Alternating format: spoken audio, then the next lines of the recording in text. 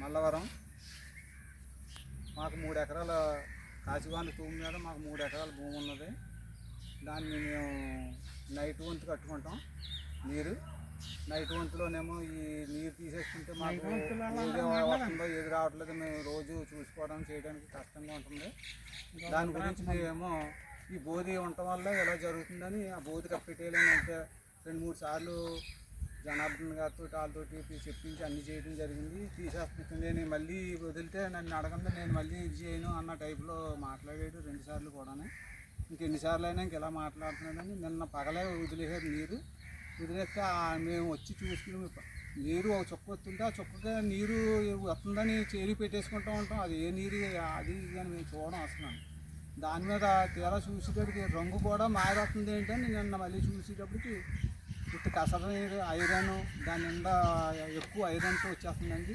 ఇక్కడ బోర్లు ఉండి వ్యవసాయం చేస్తే మాత్రం కింద వ్యవసాయాలు చేయక్కర్లేదండి. చెరువుల్లో బోర్లు ఎమర్జెన్సీగా బోర్లు తీసేయాలండి. బోర్లు తీసేసిన తర్వాత అప్పుడు చేపల చెరువులు చేసుకుంటారో చేతులు కప్పెట్టుకుంటారో ఏం చేసుకుంటారో వాళ్ళ ఇష్టం.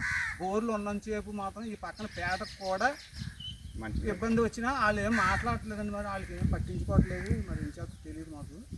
అయితే ఈ బోర్లు ఉన్నంతసేపు మాత్రం ఈ వ్యవసాయాలు ఎందుకు పనిచేయమండి. పక్కన ఏదో ఆయన వ్యవసాయం చూపించి నాదే చచ్చిపోతుందని చూపించడం గురించి ఏదో 2 ఎకరన్నర అంతా ఊడుతున్నాడండి.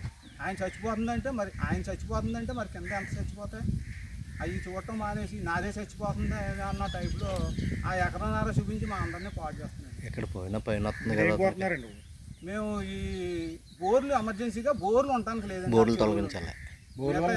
బోర్లు నష్టం ఏంటండి మరి? బోర్లు వల్ల ఉప్పు నీరు 70 వస్తుందండి. బోరు 70 చల్లనీటి వస్తుందండి. ఉప్పు నీరు గోదావరిలో వచ్చిన నీరు తక్కువ అండి. 15 వస్తుంది, 20 వస్తుంది. ఆ నీరు ఈ నీరు కలిసింది వేరు. బోర్లో వచ్చిన నీరు అంతా ఐరన్ జింకు ఇవన్నీ కలిపి వస్తుంది. దానివల్ల చేలుకి చాలా దెబ్బ. చేపల చెరువులో నీరు బయటకు వచ్చినా చేలుకి వెళ్ళినా బలమేనండి అది. అంతేగాని ఈ బోర్ నీళ్ళతోటి రైలు కల్చర్ చేసిన చెరువుల్లో నీరు వస్తే మాత్రం అది వ్యవసాయానికి అసలు దేనికి పనిచేయదండి. ఎప్పుడూ లేదండి ఇన్ని సంవత్సరాల్లోని. ఈ సంవత్సరాల్లో పోయినంత ఇదిగాని ఎంచేతంటే ఎండలు కూడా అలాగే కాకుండా వచ్చిన నీరు ఏ నీరు వస్తుందో చూసుకోవట్లేదు, పెట్టేసుకుంటుంది. అదే వర్షాలు వస్తుంటే కవర్ అయిపోయి ఆ నీరు ఈ నీరు కవర్ అయిపోతుంటే అంత ఇది ఉండదండి. ఇప్పుడు దాని గురించి ఏమవుతుందంటే ఈ నీరు వల్ల చాలా వ్యవసాయం ఎప్పుడు పోనే కూడా పోయినాయండి. 3 ఎకరాలకి ఎంత పెట్టారు? మా 3 ఎకరాలకి దగ్గర 50,000 అవుతుందండి. ఇప్పటికే మళ్ళీ కొత్త నాటాలా? మొత్తానికి పోవడం అన్నది ఉండదండి. మొత్తానికి పోదండి.